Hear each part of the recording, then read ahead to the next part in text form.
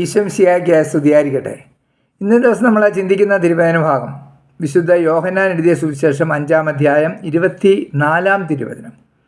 സത്യം സത്യമായി ഞാൻ നിങ്ങളോട് പറയുന്നു, എൻ്റെ വചനം കേൾക്കുകയും എന്നെ അയച്ചവനെ വിശ്വസിക്കുകയും ചെയ്യുന്നവന് നിത്യജീവനുണ്ട്. അവന് ശിക്ഷാവിധി ഉണ്ടാകുന്നില്ല, പ്രത്യുത അവൻ മരണത്തിൽ നിന്നും ജീവനിലേക്ക് കടന്നിരിക്കുന്നു. Praise the Lord. അപ്പോൾ കർത്താവ് യേശു മിശിഹാ തമ്പുരാനെ ഭൂമിയിലേക്ക് അയച്ച പിതാവിനെ വിശ്വസിക്കുകയും വചനമനുസരിച്ച് വചനം ശ്രവിക്കുകയും അതനുസരിച്ച് ജീവിക്കുകയും ചെയ്യുന്ന വ്യക്തികൾക്ക് നിത്യത ലഭിക്കുമെന്നാണ് ഈ തിരുവചനം നമ്മളെ ഓർപ്പിക്കുന്നത്. അപ്പോൾ വചനം ശ്രവിച്ചാൽ മാത്രം പോരാ, അതനുസരിച്ച് ജീവിക്കുകയും വേണം.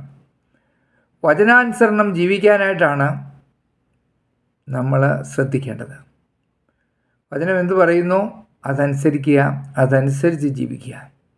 അങ്ങനെ ജീവിച്ചാൽ നമ്മൾ ഈ ഭൂമിയിൽ മരിച്ച് നിത്യതയിലേക്ക് തന്നെ കടന്നു പോകും.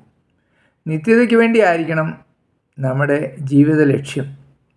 കാരണം ഈ ഭൂമിയിൽ ഒരു നാൾ നമ്മളിവിടെ ഭൂമി വിട്ട് കർത്താവിൻ്റെ സന്നിധിയിലേക്ക് പോകേണ്ടവരാണ്.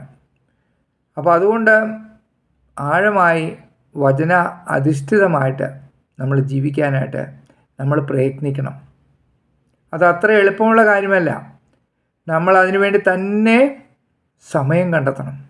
ഈശോയോട് കൂടിയായിരുന്നു കൂടുതൽ സമയം ഈശോയുമായി കൂടുതൽ സ്നേഹത്തിൻ്റെ ആഴങ്ങളിലേക്ക് കടന്നുപോയി നമ്മൾ ജീവിതം കഴിച്ചാൽ മാത്രമേ കൂദാശ ജീവിതം, വിശുദ്ധ കുർബാന, വിശുദ്ധ കുമ്പസാരം ഇതിലൂടെ കടന്നുപോയാൽ മാത്രമേ ഒരു വിശുദ്ധമായ ഒരു അവസ്ഥയിൽ ജീവിച്ച് നിത്യത പുൽകാൻ എനിക്കും നിങ്ങൾക്കും സാധിക്കും. അപ്പോൾ അതുകൊണ്ട് നമുക്കങ്ങനെ ജീവിക്കാം, അങ്ങനെ നമുക്ക് നിത്യത പുൽകാം. ഈ ഭൂമിയിലെ ഹ്രസ്വകാലമേ ജീവിക്കാനായിട്ടുള്ളൂ.